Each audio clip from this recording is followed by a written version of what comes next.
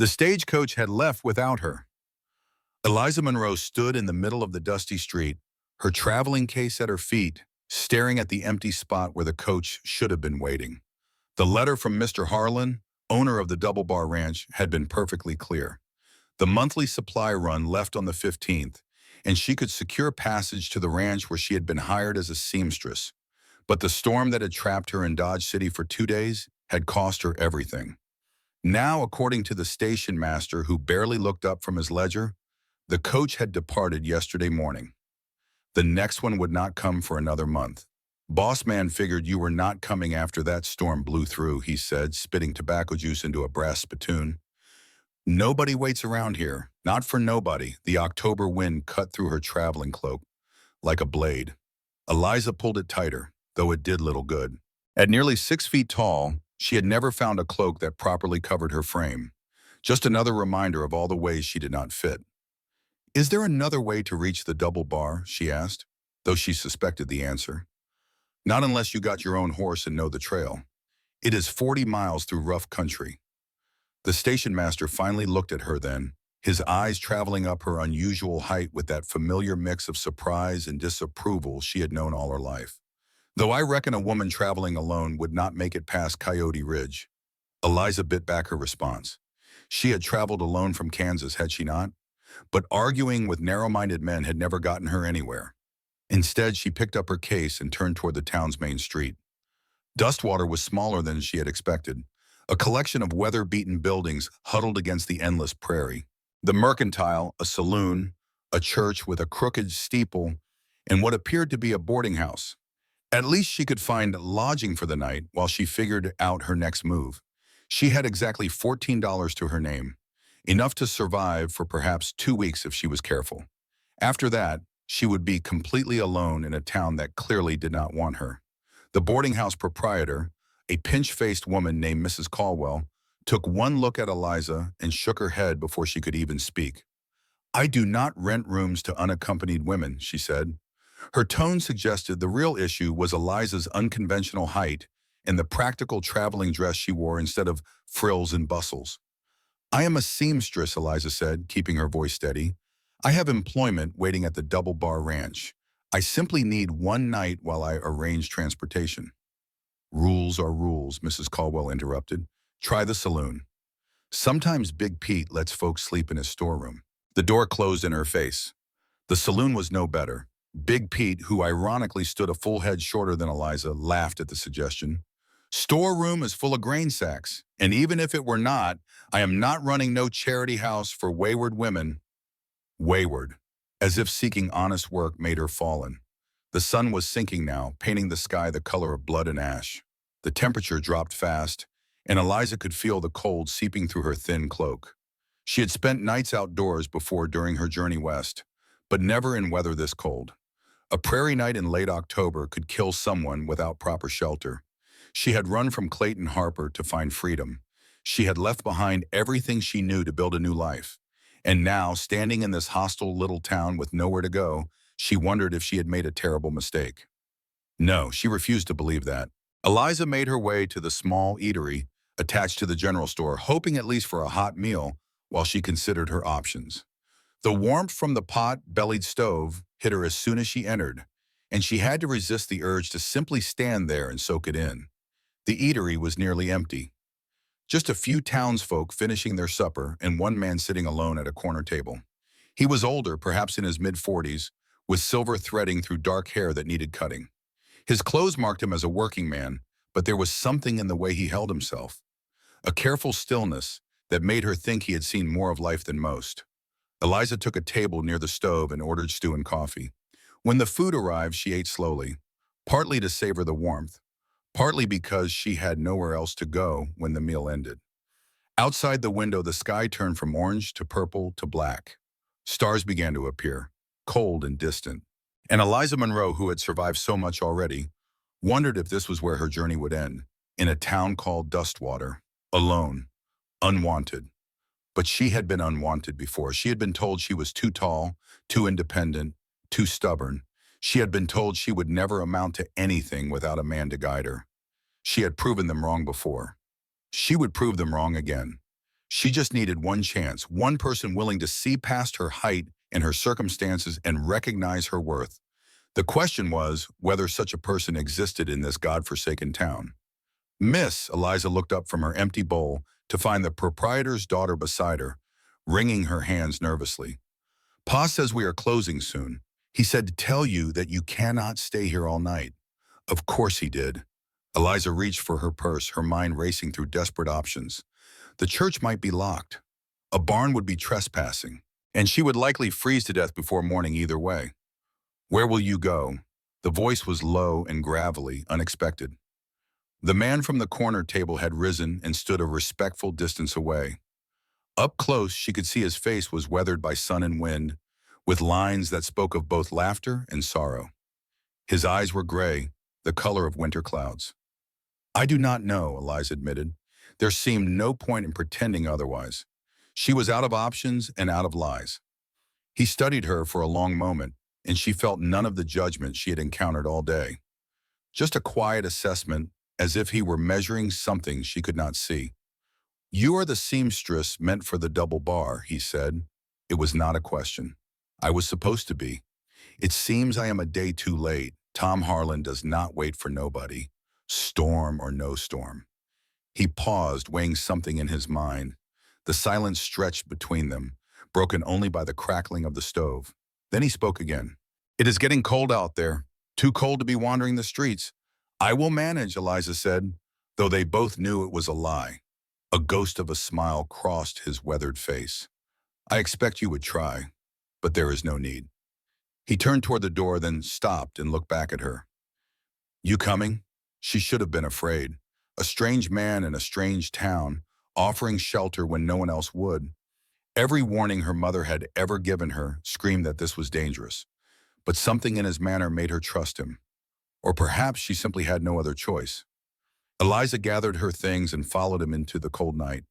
He led her through the darkened streets of Dustwater, past the mercantile and the church, to a small cabin at the edge of town. Smoke curled from the chimney, and lamplight glowed warmly through the windows. Inside, the cabin was clean and well kept, though sparse. A quilt folded neatly on a chair. Curtains at the windows that suggested he had not always been alone. Empty spaces on the walls where pictures had once hung. A rocking chair in the corner that looked untouched for years. This had been a family home once. She could feel the echoes of it in every corner. Eliza stood uncertainly near the door while he added wood to the fire. When he straightened, he gestured to a long bench against the wall, padded with a buffalo hide and covered with blankets. Where can I sleep? She asked. He walked to the bench and pulled back the top blanket, revealing clean bedding beneath. His hand rested there gently. Right here, he said. It is not fancy, but it is warm, and it is safe. Not his bed, just a place by the fire where she would not freeze. I am Isaiah Dune, he said. You can stay tonight. Tomorrow we will figure out the rest. Eliza Monroe. She nodded, overwhelmed by the simple kindness after a day of rejection. Thank you, I do not know how to repay you. No payment needed. Just get some rest. He retreated to a door at the back of the cabin, his own bedroom, she supposed, and closed it quietly behind him. Eliza stood alone in the main room, listening to the crack of the fire and the howl of the wind outside. She should not feel safe here. She barely knew this man. But as she settled under the blankets and felt the warmth seep into her bones, she realized she felt safer than she had in months. Isaiah Dune had asked nothing of her, expected nothing. He had simply seen someone in need and offered help. When was the last time anyone had done that for her? Clayton Harper had never helped without expecting something in return.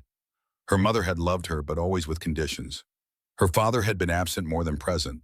But this stranger, this quiet man with sad gray eyes, had opened his home to her simply because she needed it. As Eliza drifted towards sleep, she thought about the empty spaces in this cabin, the missing pictures, the unused rocking chair.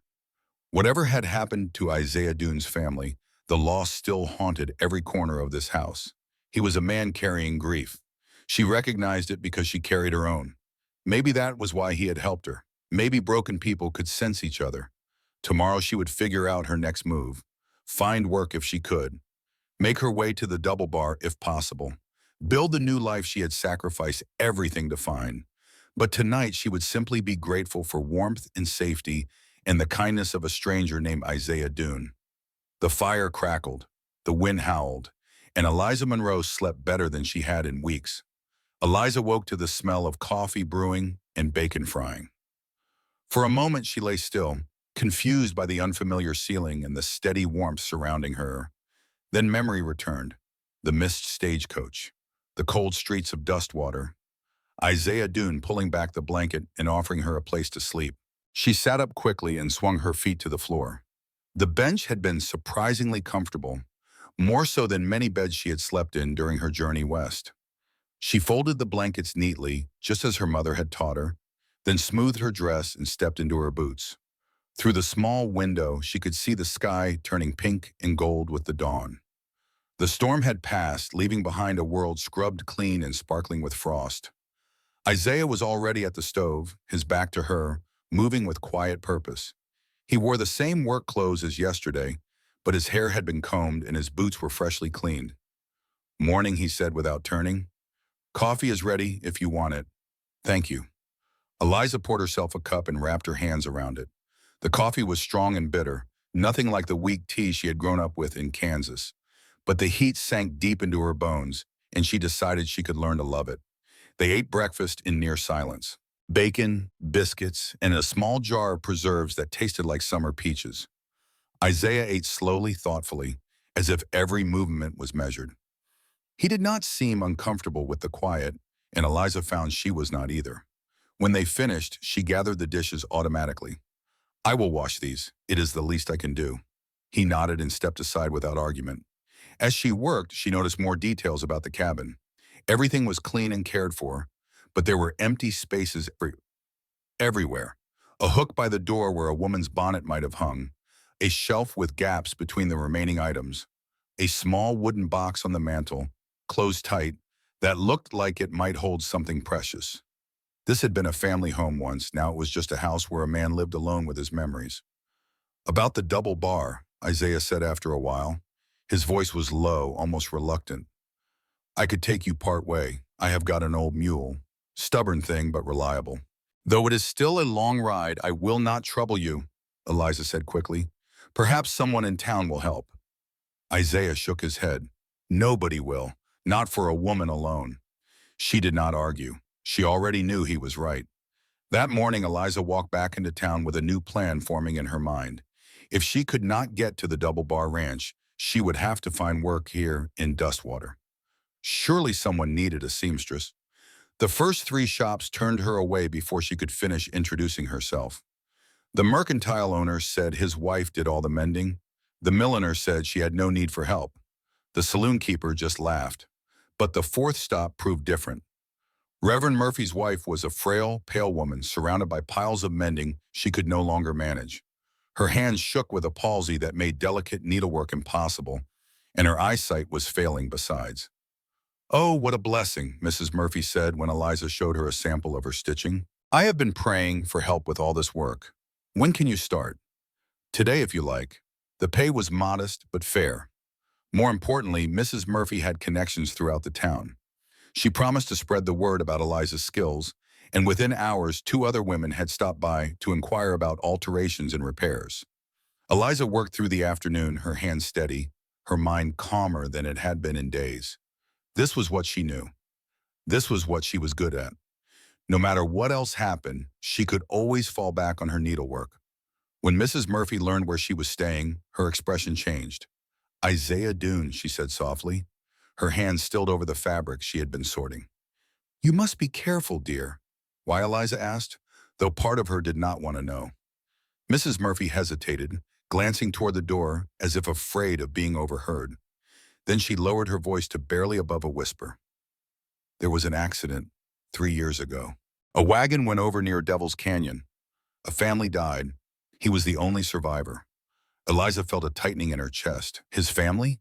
His wife and little girl. "They say he was driving when it happened. Something spooked the horses. He could not stop them in time." "That does not make him a bad man," Eliza said quietly. "No," Mrs. Murphy agreed, her eyes filled with something like pity. "Just a broken one. He used to be different, before done. He used to smile, used to come to church every Sunday with his wife on his arm and his daughter between them. Now he barely speaks to anyone, barely leaves that cabin. Some folks say he is punishing himself for what happened.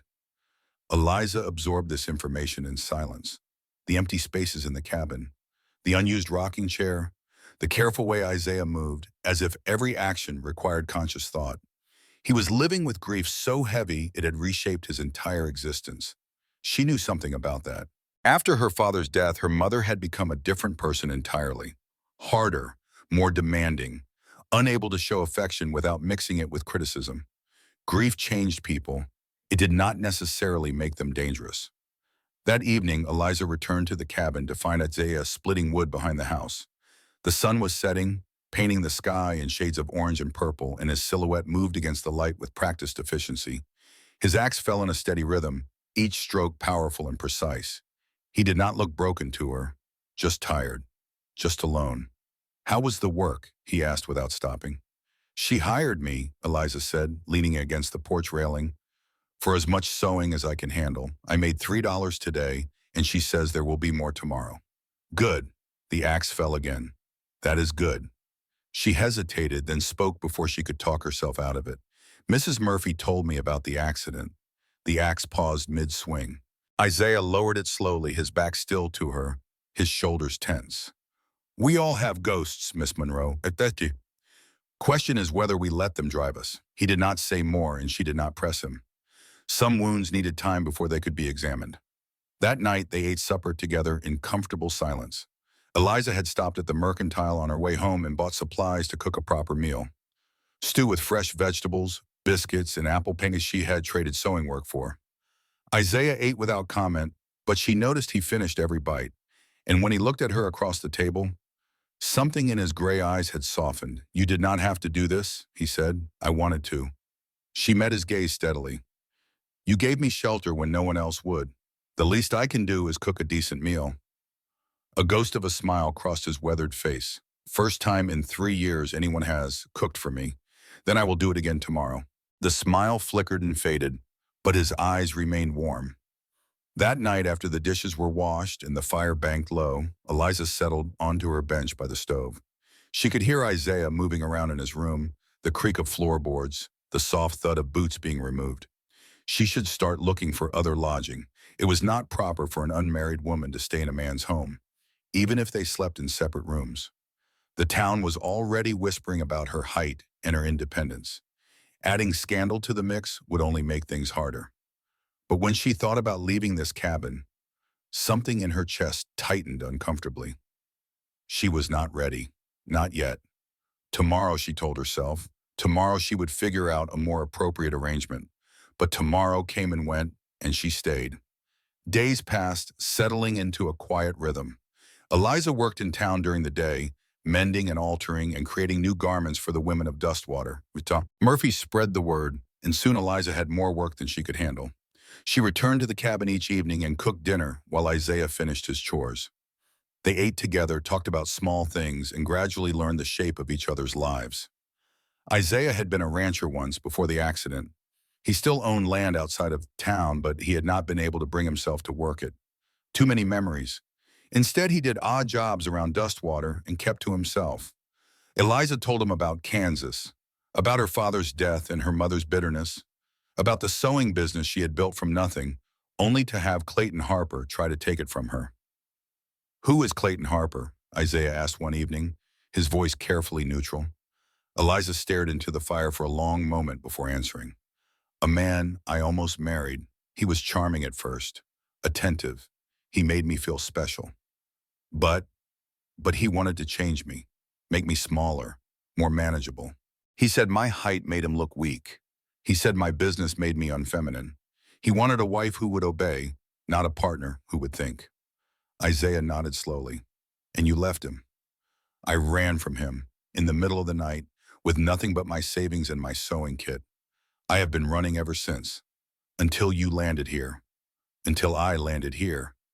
Their eyes met across the fire, and something passed between them. An understanding, a recognition. They were both running from something, both trying to outpace their pasts. "You were right to leave," Isaiah said simply. A man who tries to make you smaller is not worthy of you. Eliza felt tears prick her eyes, but she blinked them back. Another night, Isaiah told her about his wife and daughter, how his wife Sarah had laughed easily, filling their home with warmth and joy, how his little girl Emma had loved to follow him around the yard, asking endless questions about the horses and the cattle and the stars. The wagon wheel broke on a curve, he said, his voice rough with old pain. The horses panicked. I tried to stop them, but they went over the edge. Sarah and Emma were thrown from the wagon. I was trapped underneath when it landed. You survived, Eliza said softly. I survived. He said the words like a curse. Sometimes I wish I had not. She reached across and laid her hand over his. The touch was brief, barely there, but she felt him tremble beneath it. I am glad you did, she said. I would have frozen to death that first night if you had not helped me. Isaiah looked at her hand on his, then at her face. Something shifted in his gray eyes. I stopped living after I lost them, he said quietly. Did not see the point. But having you hear it has felt like waking up after a long sleep. She did not know what to say to that, so she simply squeezed his hand and let the silence speak for them both. The fire crackled, the wind whispered outside the windows, and two broken people sat together in the warmth, slowly learning to trust again. The town of Dustwater had sharp eyes and sharper tongues. Eliza had known the whispers would start eventually. An unmarried woman living under the same roof as an unmarried man, no matter how innocent the arrangement, would always draw attention in a place this small.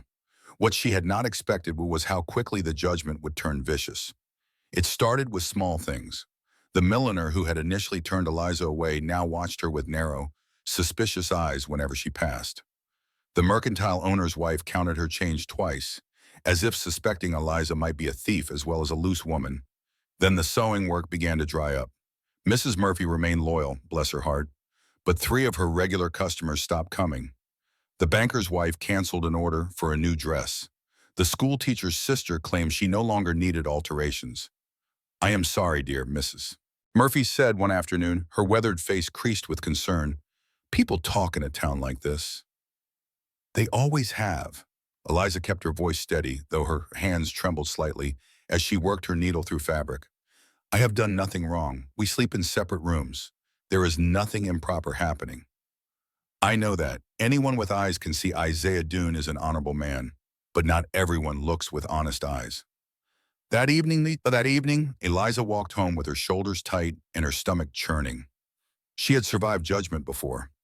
She had endured her mother's criticism, her neighbor's gossip, Clayton Harper's attempts to shame her into submission. But there was something about being rejected by an entire town that cut deeper than individual cruelty. When she reached the cabin, Isaiah was waiting on the porch. His gray eyes moved over her face, reading the tension there. Bad day, he asked quietly. She almost lied, almost said everything was fine. But something about his steady presence made lies feel impossible. The work is slowing down. Some of the women have stopped coming. Isaiah nodded slowly. Because of me. Because of us. Because I am living here. He was quiet for a long moment, staring out at the prairie where the sun was beginning its descent. I can speak to them, he said finally. Tell them nothing improper is happening. That would only make it worse. People believe what they want to believe. Then what do you want to do? Eliza leaned against the porch railing, letting the evening breeze cool her flushed cheeks.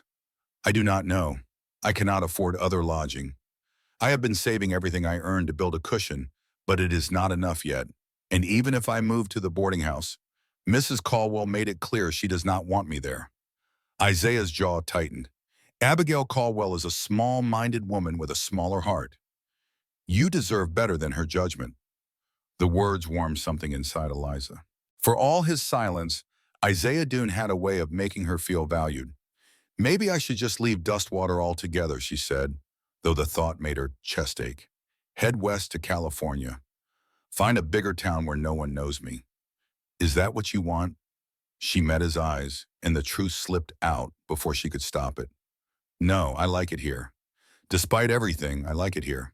Then stay. Let them talk. Words cannot hurt you unless you let them. Easy to say when you are not the one being called names.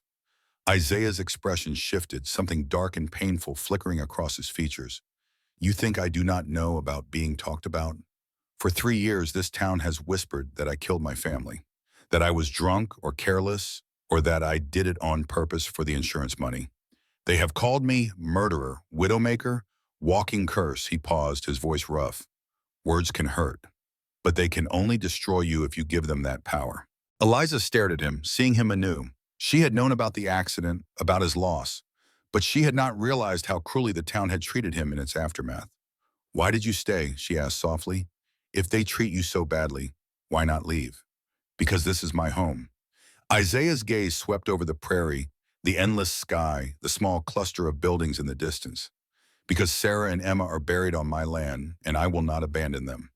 Because running away would mean letting the people who hurt me win. So you just endure it. I endure it. He looked at her then, his gray eyes intense. And now you can endure it with me, if you choose to.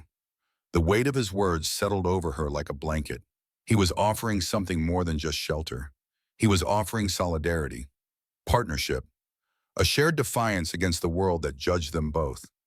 All right, she said quietly. I will stay and let them talk. Good. They stood together in the fading light, two people united against a common enemy. And for the first time since arriving in Dustwater, Eliza felt like she truly belonged somewhere. One afternoon, Isaiah appeared at Mrs. Murphy's door while Eliza was working. I need to pick up supplies at the mercantile, he said. Thought you might want to come along. It was the first time he had suggested going anywhere together in public. The first time he had openly associated himself with her in the eyes of the town. Eliza set down her sewing and met his eyes. Are you sure? People will talk even more. Let them. They walked to the mercantile side by side, not touching, but close enough that their shoulders nearly brushed. Isaiah had not been seen much in town since the accident, and people stared openly as they passed. At the mercantile, the owner's wife watched them with barely concealed curiosity as Isaiah collected his supplies. When he approached the counter, she asked in a voice loud enough for everyone to hear, I heard the seamstress is staying at the boarding house now. Is that true? No, Isaiah said flatly. She is staying with me. The words fell heavy in the room. Several customers turned to look. Mrs. Hargrove, the banker's wife, actually gasped. Isaiah met their stares without flinching. He paid for his supplies, nodded politely, and held the door open for Eliza. Outside, she let out a breath she had not realized she was holding. Well, she said, that is going to make things interesting. Probably, Isaiah agreed, but I am tired of hiding, tired of letting this town dictate how I live my life. Eliza studied his profile as they walked back toward the cabin. The afternoon sun caught the silver in his hair, the strong lines of his jaw. He looked different today. More alive. More present. You are braver than you know, Isaiah Dune. He glanced at her, surprised. Not brave, just tired. Sometimes they are the same thing. That evening, Eliza found herself thinking about her mother, about all the years she had spent trying to earn approval that never came, about all the times she had made herself smaller, quieter, more acceptable, hoping it would finally be enough. It was never enough. Nothing she did was ever enough. But here, in this small cabin with this quiet man, she did not feel the need to shrink. Isaiah looked at her and saw exactly who she was. All 6 feet of her, all her independence and stubbornness and strength. And he seemed to like what he saw.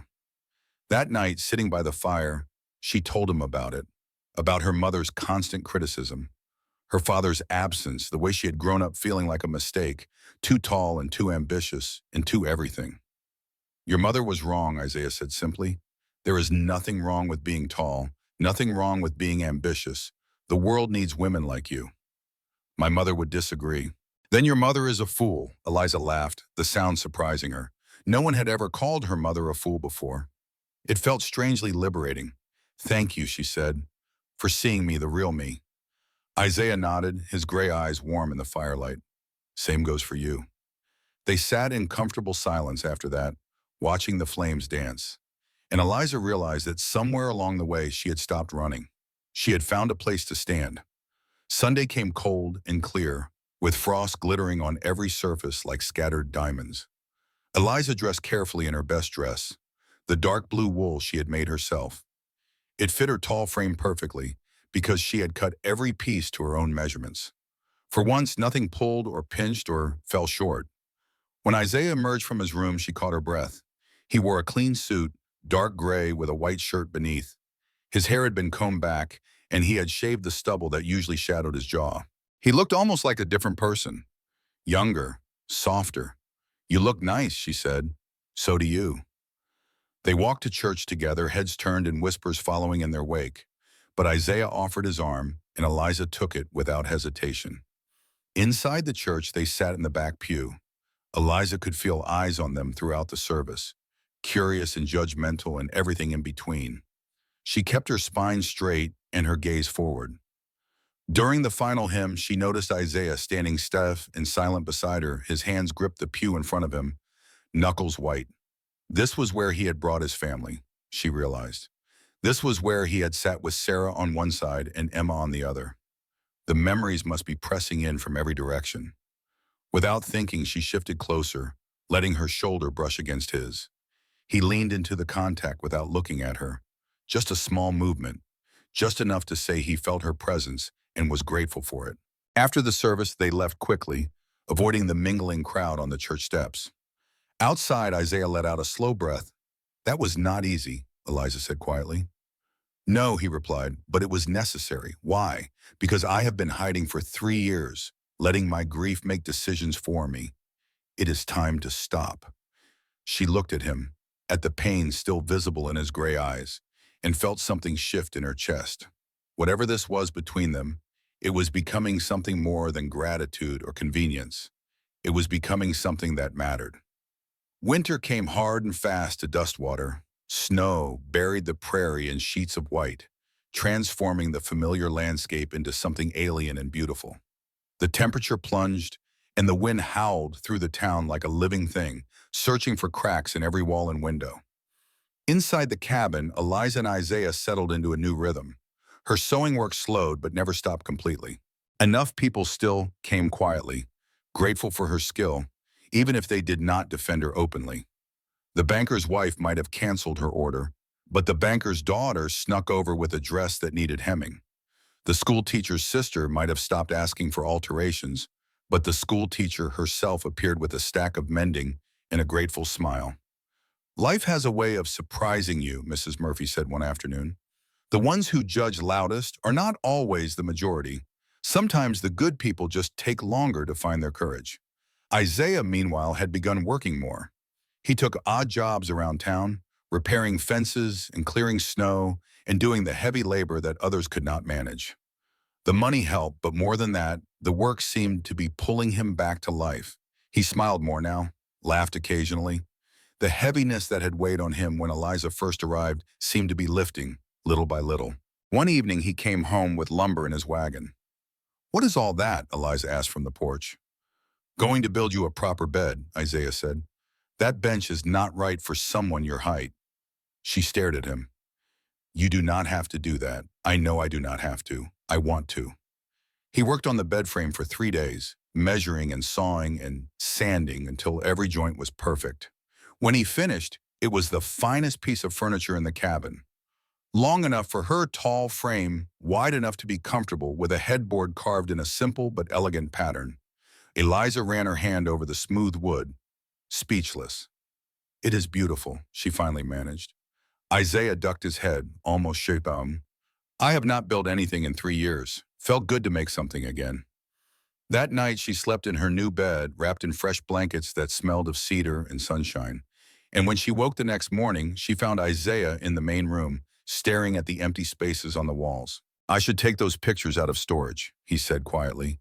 "It is time to stop pretending they never existed." Eliza held her breath, unsure what to say. This felt like a sacred moment, something fragile and important. "Would you like help?" she asked softly. He nodded. Together, they went to the small shed behind the cabin, where Isaiah had stored everything from his previous life. Boxes and crates filled with memories he had not been able to face. Sarah was beautiful, he said, pulling out a framed photograph. She had hair the color of autumn leaves and a smile that lit up every room. Eliza looked at the image. The woman in the photograph was indeed lovely, with kind eyes and an open, honest face. She held a small girl on her lap, a child with her father's gray eyes. "And this is Emma," Isaiah continued, his voice thick with emotion. "She was 4 when this was taken. Smart as a whip, used to ask me 100 questions a day. She sounds wonderful." She was. They brought the photographs back to the cabin and hung them on the empty hooks. Sarah smiling from the wall near the window, Emma laughing in a field of wildflowers, the family together whole and happy before tragedy tore them apart. "Thank you," Isaiah said when they finished. "I could not have done this alone. You are not alone anymore." He looked at her then, his gray eyes shining with something she could not quite name.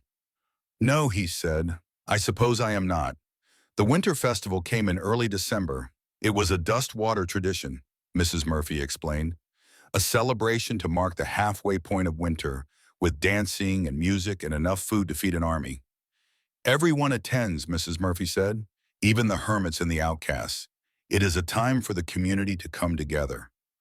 Eliza was not sure she counted as part of the community, but Isaiah surprised her by asking if she wanted to go. "We do not have to," he said quickly, reading the hesitation on her face. "If you would rather stay home, I understand." "No," she said, squaring her shoulders. "I want to go. I am tired of hiding too." They arrived at the town hall to find it transformed. Evergreen boughs decorated every surface. Candles flickered in the windows. A fiddler played in the corner, while couples danced in the center of the room. Heads turned when Isaiah and Eliza entered together. Whispers rippled through the crowd, but this time something was different. Several women nodded at Eliza in greeting. The mercantile owner's daughter actually smiled, and when Mrs. Murphy appeared at her elbow, she was beaming. "People are starting to see the truth," she whispered. "Give them time. They will come around." Eliza was not sure she believed it, but the evening passed more pleasantly than she had expected. She danced twice with Isaiah, who moved with surprising grace for such a solid man. She ate roast beef and mince pie. She even laughed at a joke the blacksmith told.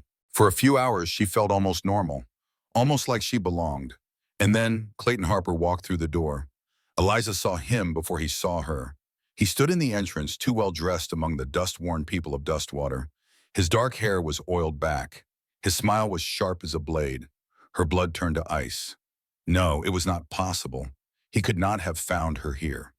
But there he was, scanning the crowd with those cold blue eyes that had once made her feel special and now made her feel sick. Isaiah noticed her frozen posture. "What is wrong?" She could not answer, could not speak, could only stare as Clayton's gaze finally landed on her, and that terrible smile widened. "Liza!" he called out, loud enough for everyone to hear. "My darling, I've been searching everywhere for you." The music stopped. Every head turned. Clayton crossed the room with the confidence of a man who had never been denied anything in his life. He stopped in front of Eliza and spread his hands in a gesture of wounded innocence. "Running away in the middle of the night," he said, "leaving me to worry myself sick. I have been tracking you for months, my dear. Thank goodness I finally found you." Eliza found her voice. "I left because I wanted to leave. We are not engaged anymore, Clayton. We never should have been." His expression flickered, the charm slipping for just a moment to reveal the anger beneath. "You are confused," he said smoothly. "The journey must have been difficult. Come home with me, and we will sort everything out. She is not going anywhere with you." Isaiah stepped forward, placing himself between Eliza and Clayton. His voice was quiet, but there was steel beneath the calm. Clayton looked him up and down with obvious disdain. "And who are you, exactly?" "The groundskeeper." "I am the man who is asking you to leave." Clayton laughed, a short, ugly sound. "I see what is happening here. You have got yourself a new protector, Eliza. Trading up from me to this weathered old rancher? How pathetic." "I think you should go," Eliza said, her voice stronger now. "I have nothing to say to you." Clayton's mask slipped further, his eyes narrowed, and his tone turned cruel. "Nothing to say. After everything I did for you, after I gave you a chance at a respectable life, despite your freakish height and mannish ways, you should be grateful I was willing to overlook your flaws." The room had gone utterly silent. Every person in Dustwater was watching, judging, forming opinions. Eliza felt the old shame trying to rise in her chest. All the years of being told she was too tall, too independent, Too much. All the ways Clayton had chipped away at her confidence until she barely recognized herself. But then she felt Isaiah's hand, warm and steady on her arm. She looked up and met his gray eyes, and saw their only respect and certainty. She was not that broken woman anymore. My height is not a flaw, Eliza said clearly. My independence is not a failing. And you, Clayton Harper, are a small, petty man who cannot stand being rejected. Clayton's face flushed with rage. How dare you speak to me that way? After I lowered myself to pursue you when no other man would look twice at a giantess like you. Isaiah moved so fast Eliza barely saw it happen. One moment Clayton was sneering. The next he was on the floor clutching his bleeding nose, staring up in shock at the fists that had put him there. Do not ever speak to her that way again, Isaiah said. His voice was deadly calm. She is worth 100 of you. The room erupted in chaos. The aftermath of the winter festival changed everything. Clayton Harper scrambled to his feet, blood streaming from his nose, his expensive suit rumpled and stained. He looked around the room expecting sympathy, expecting outrage at the violence done to him. What he found instead was silence. This man assaulted me, Clayton sputtered. I demand he be arrested. Someone fetch the sheriff. No one moved. The blacksmith, a barrel-chested man named Thomas, crossed his arms and stared at Clayton with undisguised contempt. Seemed to me like you were asking for it. I beg your pardon. Coming in here, insulting one of our own. Thomas shook his head. Miss Monroe has been nothing but kind since she arrived. Works hard, keeps to herself, never caused any trouble. Your own? Clayton laughed incredulously. She is a stranger who arrived a few months ago. I am her fiancé. I have traveled hundreds of miles to bring her home. A voice cut through the murmuring crowd. Mrs. Murphy stepped forward, her frail body straight with indignation. I have known Eliza Monroe for 3 months, she said. I have seen her character. She is a good woman, honest and hardworking. And from where I am standing, it looks like she left you for good reason. Something remarkable happened then. Other voices joined in, the banker's daughter, who had secretly brought her dress for hemming. She fixed my gown for free when she learned I could not afford to pay. Said I could settle up when times were better. The school teacher, who had appeared with her own mending despite her sister's disapproval. She never speaks ill of anyone, even when they speak ill of her, the mercantile owner's daughter, who had smiled at Eliza earlier that evening. My mother was wrong to judge her. We all were. One by one, the people of Dustwater stepped forward. Not everyone, but enough. The women Eliza had sewn for. The men who had watched Isaiah slowly rebuild himself over the past months. The ordinary people who had perhaps doubted and whispered, but now saw the truth clearly. Clayton Harper was a bully, and Eliza Monroe was one of them. This is absurd, Clayton said, but his voice had lost its confidence. I am leaving. But this is not over, Eliza. You will regret humiliating me.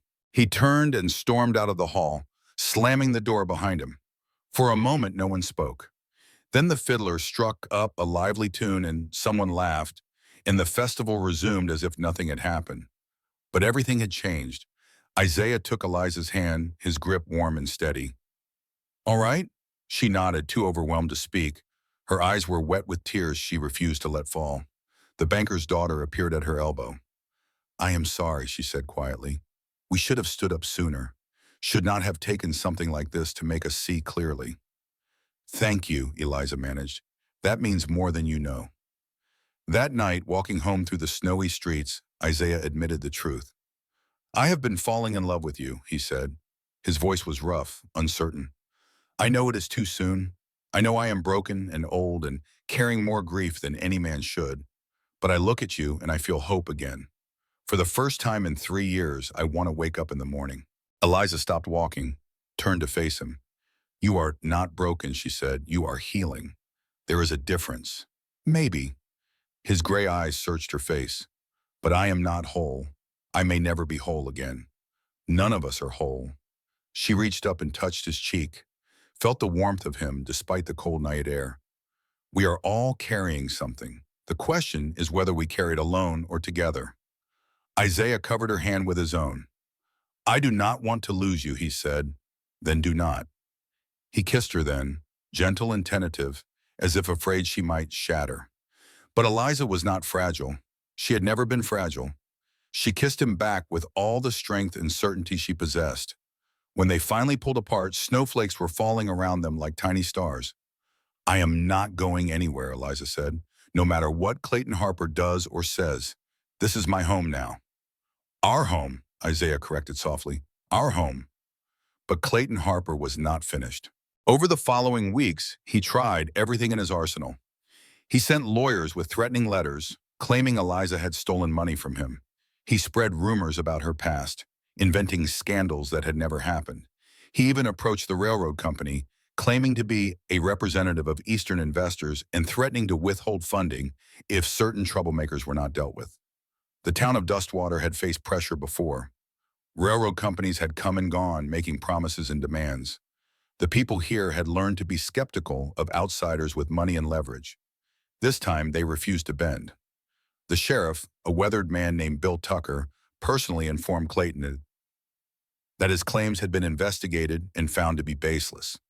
"Miss Monroe has broken no laws," Sheriff Tucker said, "and neither has Isaiah Doone. But if you continue harassing our citizens, I will find something to charge you with.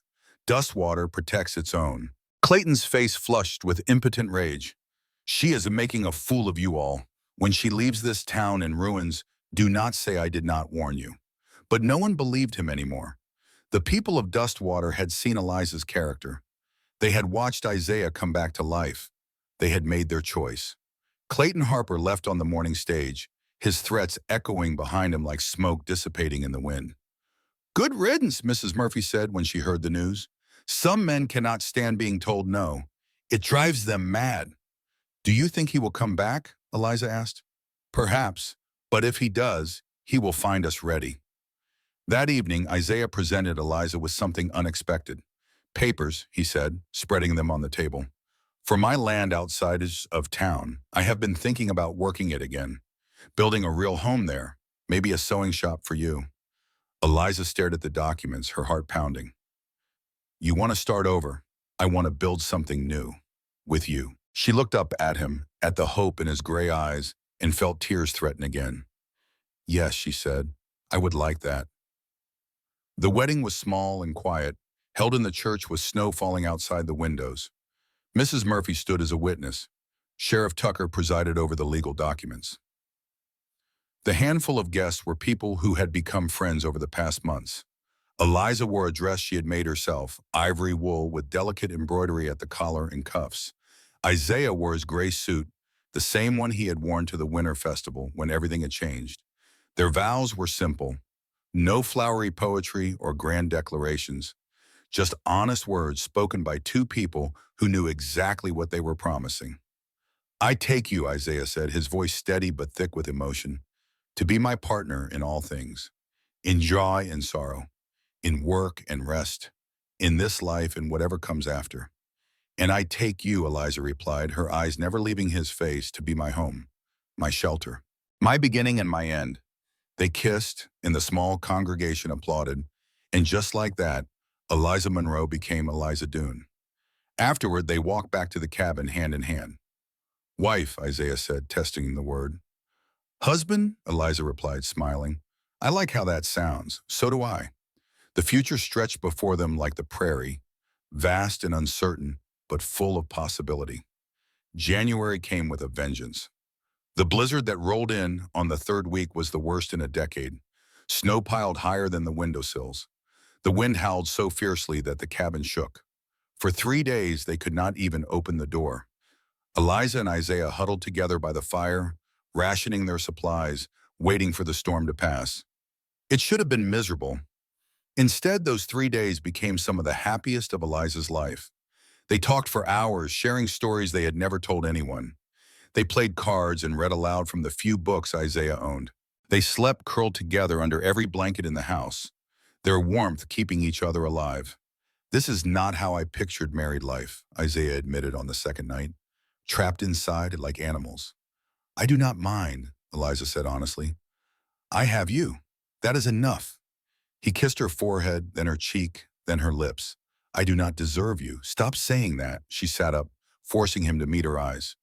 "You deserve happiness, Isaiah. You did not cause that accident. You could not have prevented it.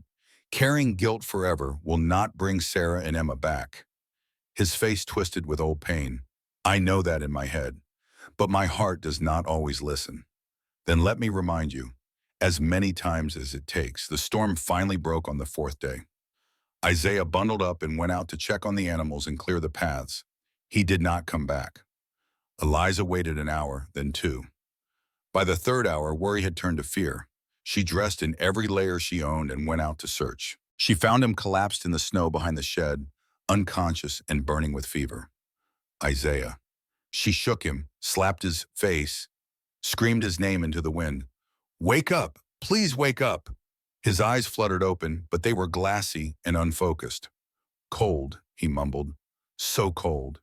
She dragged him back to the cabin. It was the hardest thing she had ever done. He was heavy, dead weight, and the snow made every step a battle. But she refused to let him go, refused to lose him after everything they had survived. Inside, she stripped off his wet clothes and wrapped him in blankets by the fire. His skin was ice cold, but his forehead burned with fever. The combination was terrifying. For the next 8 days, Eliza fought for his life. She fed him broth, spoonful by spoonful. She cooled his forehead with wet cloths when the fever spiked. She talked to him constantly, even when he could not respond, told him stories, reminded him of everything they had planned, begged him to stay. You are needed, she said, holding his hand while he thrashed with fever dreams. You are loved. You have to stay. Stay with me, Isaiah. Please stay with me. Mrs. Murphy came on the 6th day, braving the still treacherous roads to bring medicine and supplies. She took one look at Isaiah and shook her head. It is bad, she said quietly. I will not lie to you, dear. This kind of fever takes strong men all the time. He is the strongest man I know. Then pray that is enough. Eliza did not sleep. She barely ate. She sat by Isaiah's bedside and willed him to live with every fiber of her being. On the 8th day, the fever broke. Eliza was dozing in her chair, exhausted beyond measure, when she felt a hand touch hers. She jerked awake to find Isaiah looking at her. Really looking, for the first time in over a week. His eyes were clear and focused, though ringed with dark circles. Hey, he said. His voice was barely a whisper. Eliza burst into tears. You scared me, she said, clutching his hand like a lifeline. I thought I was going to lose you.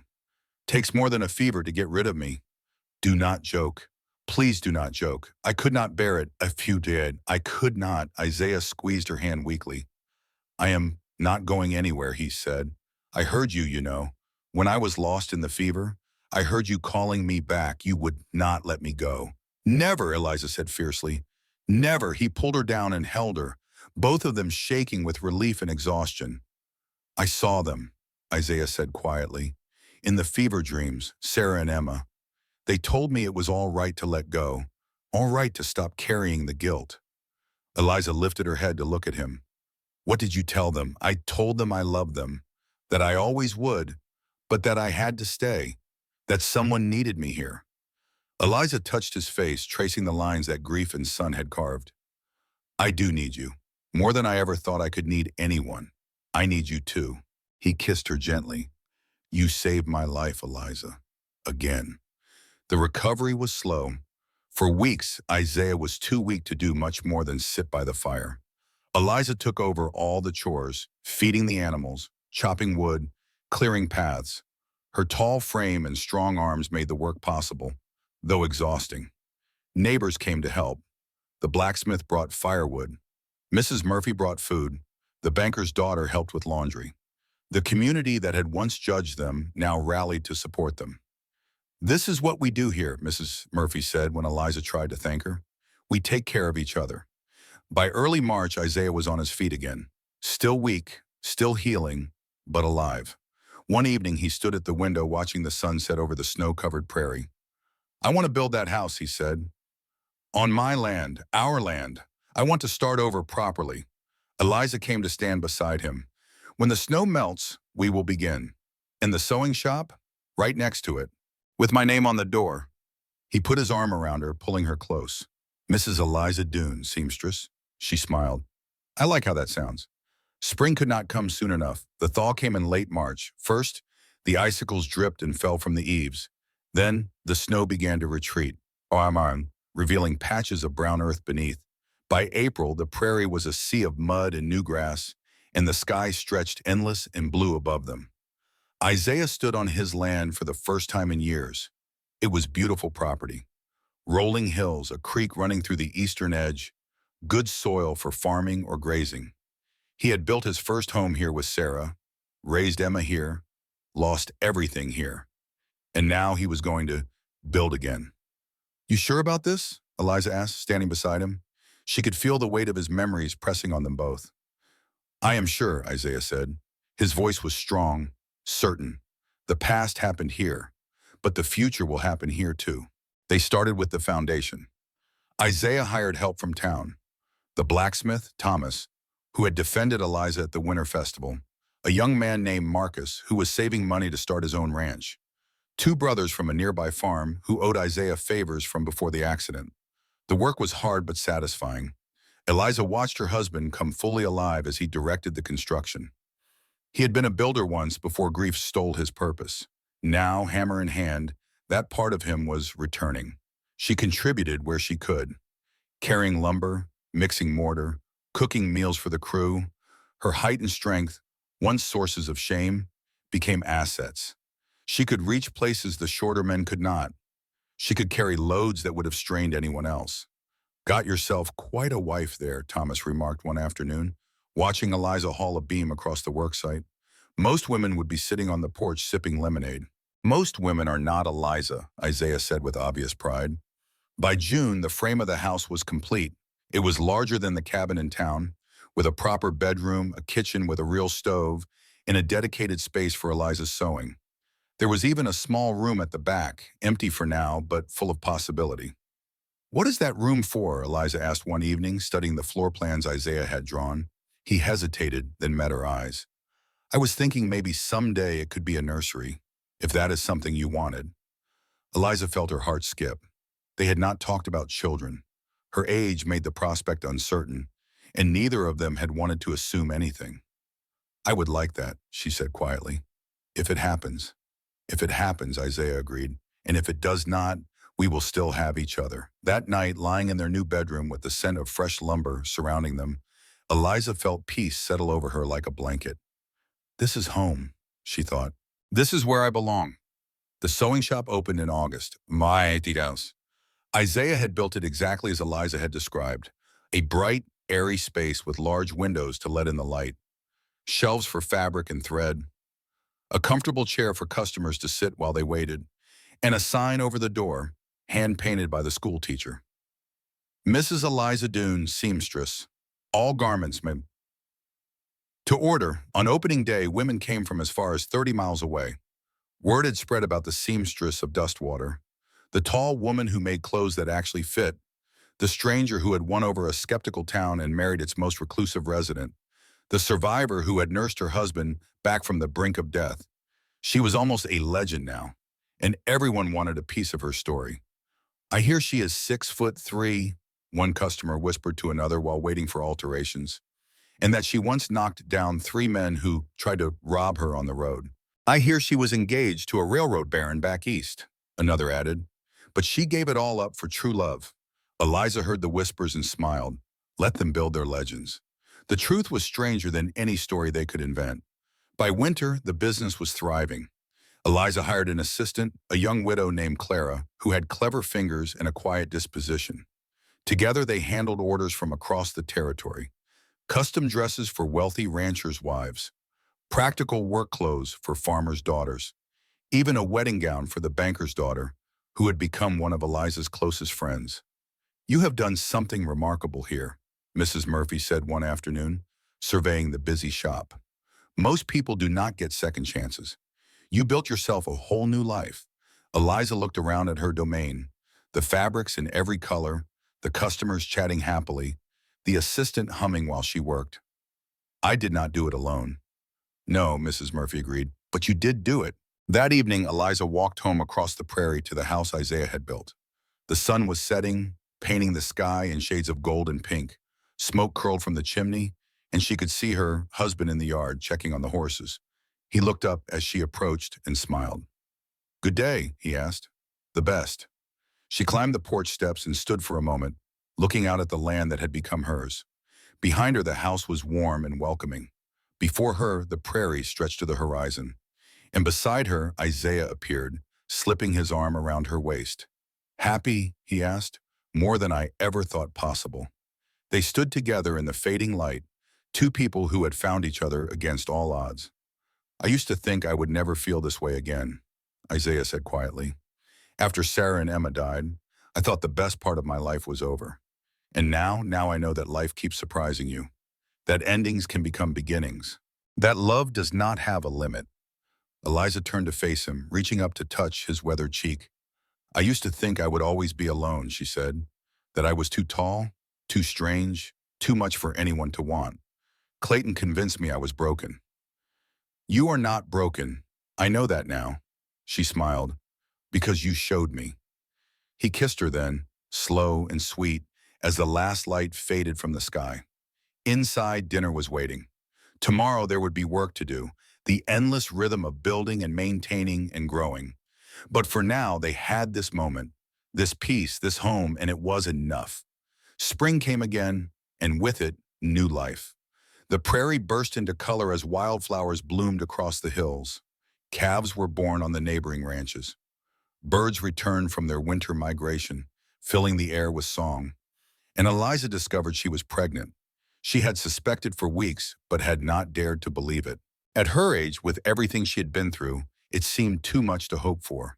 But the doctor in town confirmed it, and suddenly the future looked different. A baby. Their baby. Isaiah wept when she told him. Great, heaving sobs that shook his entire frame. He had lost one child. The idea of having another must have seemed like a miracle and a terror all at once. "Are you all right?" Eliza asked, holding him while he cried. "I am better than all right," he managed. "I am grateful, so incredibly grateful." The pregnancy was not easy. Eliza was older than most first-time mothers, and her body protested the changes. But she was strong and she had excellent care, and Isaiah watched over her like she was made of glass. "You need to rest," he would say every time he caught her carrying something heavy. "I am pregnant, not invalid," she would retort, and then she would rest anyway because she knew he was right. The town celebrated with them. Baby gifts arrived from every direction. Handmade blankets, tiny clothes, a beautiful cradle that Thomas the blacksmith had built himself. Even people who had once whispered about Eliza now beamed at her swelling belly. "Dust water takes care of its own," Mrs. Murphy said. "And you, my dear, are definitely ours." The baby came in October, exactly 2 years after Eliza had first arrived in Dustwater. It was a difficult birth, hours of labor that left Eliza exhausted and Isaiah pacing the floor like a caged animal. But in the end, a healthy cry filled the room, and the doctor placed a tiny, squirming bundle in Eliza's arms. "A girl," the doctor announced. "A perfect, healthy girl." Eliza looked down at her daughter through tears of joy. The baby had Isaiah's gray eyes and Eliza's determined chin. She was beautiful. "What will you call her?" Mrs. Murphy asked, beaming from the doorway. Isaiah sat on the edge of the bed, one arm around Eliza, one finger being gripped by his new daughter. "Sarah," he said softly, after her sister. Eliza looked up at him, understanding the weight of the name. "Sarah Eliza Doone," she said, "a new beginning." The baby cooed, as if approving of her name, and everyone in the room laughed through their tears. That night, with their daughter sleeping in the cradle Thomas had made, Isaiah and Eliza lay together in the darkness. "I never thought I would have this again," Isaiah said. "A family, a future." "Neither did I." He pulled her close, careful not to wake the baby. "Thank you." "For what?" "For not giving up on me. For seeing who I could be instead of who I had become. For giving me a reason to live." Eliza kissed his forehead. "You gave me the same gift," she said. "We saved each other." Outside, the wind whispered across the prairie, carrying the scent of autumn leaves and wood smoke. Inside, the fire crackled low, and little Sarah made soft sounds in her sleep. It was not the life either of them had planned, but it was the life they had built, together from the ruins of their pasts. And it was perfect. 5 years passed. The house on the prairie grew with the family. An addition here, a garden there, a swing hanging from the old oak tree, a dog named Biscuit who followed little Sarah everywhere. Eliza's sewing business flourished. She trained 3 apprentices and sent them out to start their own shops in neighboring towns. Her reputation spread across the territory. Women traveled hundreds of miles for a dress made by Mrs. Eliza Doone. But her greatest accomplishment, she always said, was being a mother. Sarah grew into a bright, curious child with her father's thoughtful nature and her mother's stubborn spirit. She asked 1,000 questions a day, just as Isaiah said her namesake had done. She loved the horses and the prairie and the stars that came out at night. "Tell me the story again," she would beg at bedtime, "about how you and Papa met." And Eliza would tell her about the stagecoach that left without her, about the town that did not want her, about a sad, lonely man who opened his door to a stranger and changed both their lives. "That is why we help people," Sarah said one night, her gray eyes serious, "because you never know when helping someone might change everything." That is exactly right. Travelers came through Dustwater regularly now, heading west in search of new lives. Some of them stopped at the Dune property, drawn by rumors of the couple who always had a warm meal and a place to sleep. They never turned anyone away. A young couple with a baby fleeing a bad situation back east, a widow with 3 children looking for a fresh start, a former soldier with a limp and a broken spirit who stayed for a month and left with new purpose. Isaiah said yes to each of them, the way he had once said yes to Eliza. "We have more than we need," he explained when people asked why they did it. "It would be wrong not to share." One evening, as the sun sank low and painted the prairie gold, a stranger rode up to the house. Eliza was on the porch, watching Sarah play with Biscuit in the yard. Isaiah was in the barn, tending to the horses. It was a peaceful moment, one of thousands they had collected over the years. The stranger was a young woman, dusty from the road, with a traveling case at her feet and fear in her eyes. "Excuse me," she said. "I was told this might be a place where someone could find help." Eliza looked at her and saw herself 5 years ago, lost and desperate in hoping for kindness from strangers. "Come inside," she said, rising from her chair. "You must be hungry." The young woman's eyes filled with tears. "I do not have money to pay for room or board." "No payment needed," Eliza said. "Just come inside." Over dinner, the young woman told her story. A broken engagement, a family that disowned her, a journey west with no clear destination. "I do not know what I am going to do," she admitted. "You will figure it out," Eliza said. I did not know either when I first came here. But life has a way of working out, if you give it a chance." Isaiah nodded. "And you are welcome to stay as long as you need. We have a spare room. You can rest, figure out your next steps." The young woman stared at them in disbelief. "Why are you being so kind to me? You do not even know me." Eliza reached across the table and took her hand. "Because someone was kind to me once," she said, "when I had nowhere to go and no one to help. That kindness saved my life. The least I can do is pass it on." Later that night, with Sarah asleep and their guests settled in the spare room, Eliza and Isaiah stood on the porch together. The stars were out, scattered across the sky like diamonds on black velvet. The prairie stretched before them, endless and beautiful. A stranger passed by and asked Eliza where she lived. She smiled. "Right here." Isaiah pulled her close, his arm warm around her shoulders. "Right here," he echoed. And in those 2 words lived everything they had survived. Everything they had chosen. Everything they had built. A love that started with kindness. A home that welcomed strangers. A life that proved second chances were real. Eliza Monroe had come to Dustwater broken and alone. She had found a partner, a purpose, and a place where she belonged. She had found home, and they lived happily together for all the years to come.